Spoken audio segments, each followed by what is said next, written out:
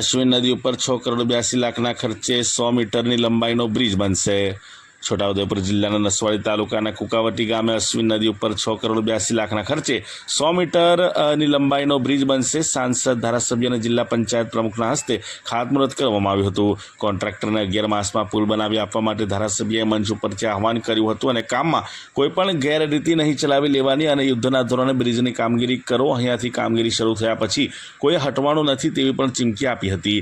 હાલ તો પુલની કામગીરી માટે પંચાયત, માર્ગ મકાન વિભાગના અધિકારીઓને પણ સ્ટેજ ઉપરથી ધારાસભ્યએ સારી કામગીરી કરવા માટે સૂચના આપી હતી, જ્યારે ગ્રામજનોને પણ ટકોર કરી કે દરેક લોકો પુલની કામગીરીનું નિરીક્ષણ કરે અને ભ્રષ્ટાચાર ન થવા દેવું અને કામગીરી જો કોન્ટ્રાક્ટર ખરાબ કરે તો તેઓને જણાવવામાં આવે તેવી પણ લોકોને અપીલ કરવામાં આવી હતી। હવે ઉધમા એસટી નિગમના ડિરેક્ટર તથા પૂર્વ પાર્ટીના પ્રમુખ શ્રી જસુભાઈ તાલુકાના બધા આરટીઓના ટોલા ભરાઈ જાય ને એટલે રૂપિયા આવી જવાના છે, એમને એમ નથી આવતા। એટલે તાકાત લગાવો ને માતાજીના આપણે લાખ લાખ અભિનંદન આપીએ। અને મારે તમને કહેવું છે ભાઈઓ બહેનો, આયુષ્માન કાર્ડ હોય આ બધા લાભો આ ડબલ એન્જિન વાળી સરકાર આપે છે। એટલે ગુજરાતનો મુખ્યમંત્રી આયુષ્યમાન કાર્ડમાં 5 લાખ રૂપિયા આપે એવી પરિસ્થિતિ છે। કોઈ આપણે ભૂખ્યો ઊંઘતો નથી ભાઈઓ બહેનો। મફત અનાજ આપવાનું કામ, ખરોબો રૂપિયા વપરાય છે। આપણા વ્યક્તિગત જીવનમાં પણ આપણું જીવન ધોરણ ઊંચું લાવવાનું કામ આ બંને સરકારો કરે। તમારે કાળજી રાખવાની છે। આ ચોકીદાર, પુલના ચોકીદાર તમે છો।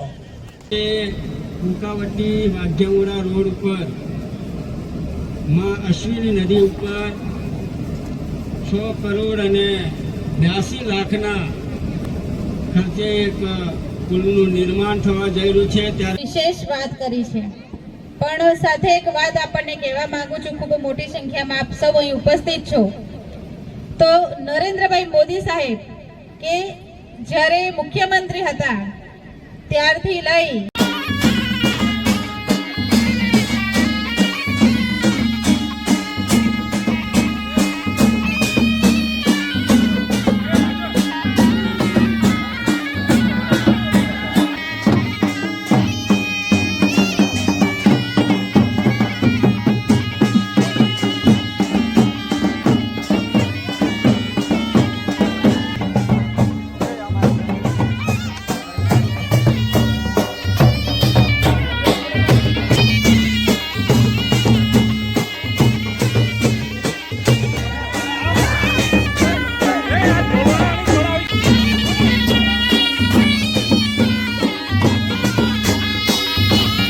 છે 6,82,00,000।